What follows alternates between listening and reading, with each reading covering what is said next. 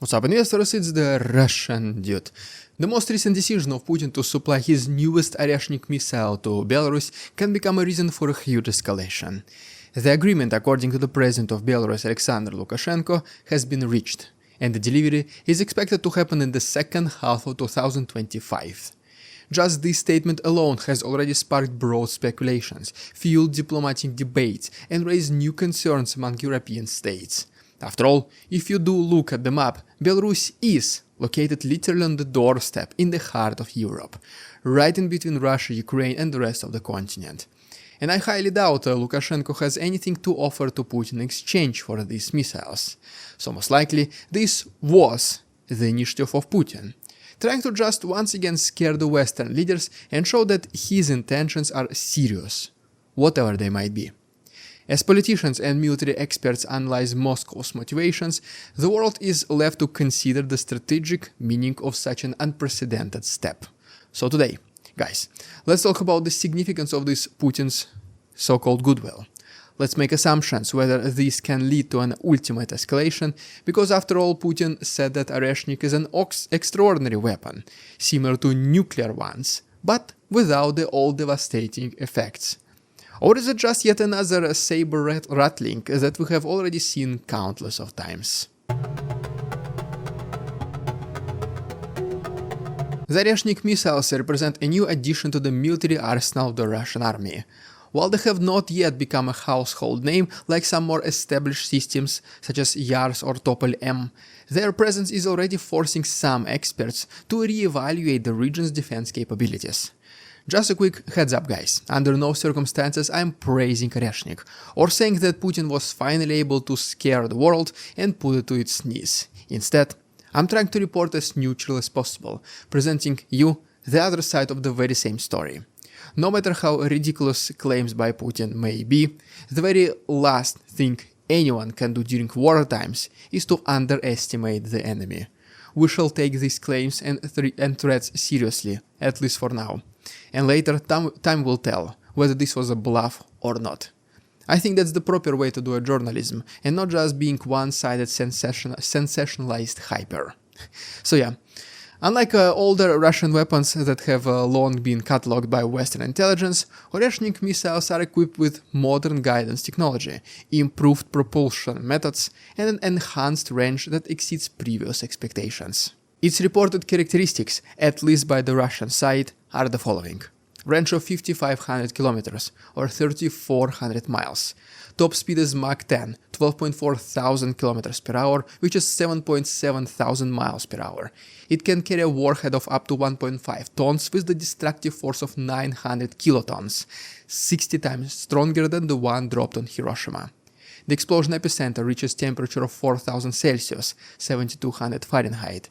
And it can reach London in under 18 minutes, Helsinki in 10 minutes, and Kiev in just 5 minutes.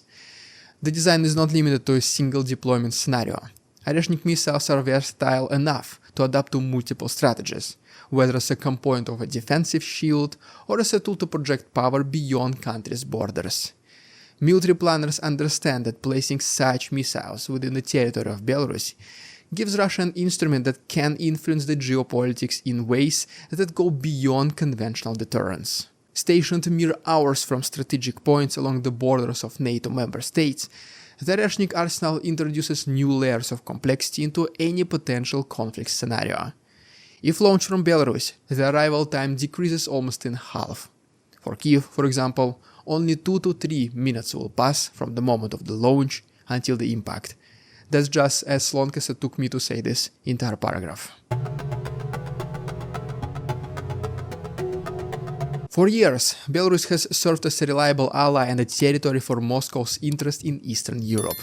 And with these missiles on Belarusian soil, Russia tries to send a clear message that its security will not be compromised.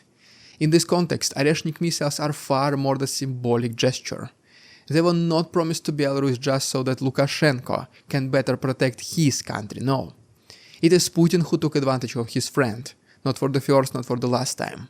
By doing this, he also wants to split the blame in case unforeseen things happen, say Oreshnik lands somewhere where it shouldn't have. In this case, Putin will immediately shift the blame and say that we had nothing to do with it. They were launched from the territory of Belarus, so please address your questions to the president of that country. Very typical Putin move, if you ask me. To understand why Russia would choose this moment to deliver Oreshnik missiles to Belarus, one must consider several factors. First of all, obviously it is the ongoing war in Ukraine. Russia, feeling its declining power, both political and military, as well as respect, sees in Belarus a natural buffer that can help maintain its grip on regional control. Second, are the economic and political considerations. The West's willingness to impose sanctions has forced Russia to rely more heavily on countries aligned with its interest.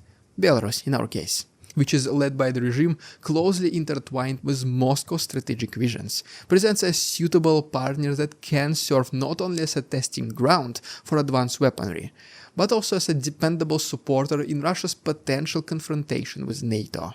Deploying Oreshnik missiles may help strengthen trust between the two allies, reaffirming their mutual defense pacts and demonstrating the unwavering readiness to stand shoulder to shoulder.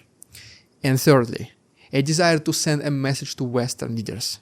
In this case, Putin's decision illustrates a perfect example of hypocrisy. He claims that no border in Europe should ever be militarized, that military bases should be removed and soldiers sent back home in order to stop the destabilization of the region. And yet, what he does places one of the most powerful missile systems right next to Europe's heart. According to Putin, this is a defensive measure, aiming to de-escalate the situation in the region. The immediate response to Russia's Oreshnik missile deployments has been different. European Union members, aware of Moscow's intentions, have quietly voiced their concerns and what they see as an effort to reinforce a militarized belt on their doorstep. NATO strategists, faced with another unpredictable action, are rethinking their defensive responses and contingency plans. The diplomatic outreach has been initiated once again. Even distant, non-European observers have begun to debate what the presence of these missiles could mean for global arms control initiatives that have long struggled to find common ground.